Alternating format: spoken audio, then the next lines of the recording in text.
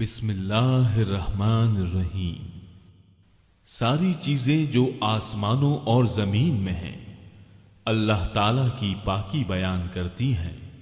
جو بادشاہ نہایت پاک ہے، غالب و با حکمت ہے، وہی ہے جس نے ناخواندہ لوگوں میں انہی میں سے ایک رسول بھیجا جو انہیں اس کی آیتیں پڑھ کر سناتا ہے اور ان کو پاک کرتا ہے اور انہیں کتاب و حکمت سکھاتا ہے۔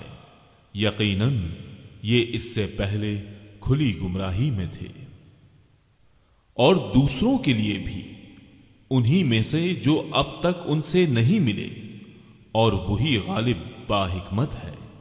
یہ اللہ کا فضل ہے، جسے چاہے اپنا فضل دے، اور اللہ تعالیٰ بہت بڑے فضل کا مالک ہے۔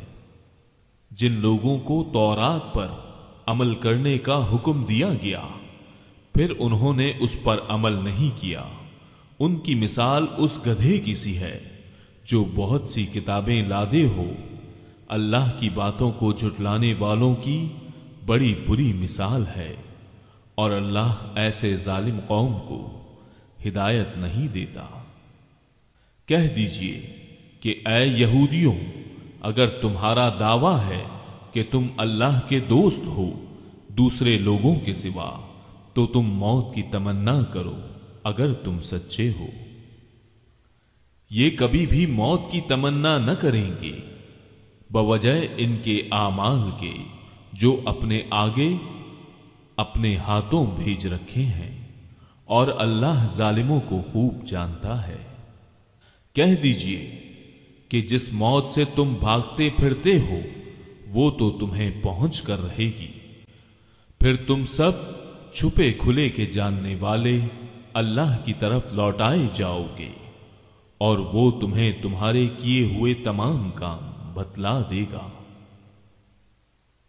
اے وہ لوگو جو ایمان لائے ہو، جمعے کے دن نماز کی اذان دی جائے تو تم اللہ کے ذکر کی طرف دوڑ پڑو اور خرید و فروخت چھوڑ دو، یہ تمہارے حق میں بہت ہی بہتر ہے اگر تم جانتے ہو۔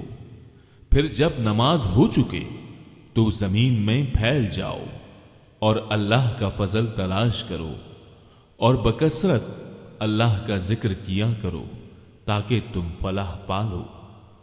اور جب کوئی سودا بکتا دیکھیں یا کوئی تماشا نظر آ جائے تو اس کی طرف دوڑ جاتے ہیں اور آپ کو کھڑا ہی چھوڑ دیتے ہیں۔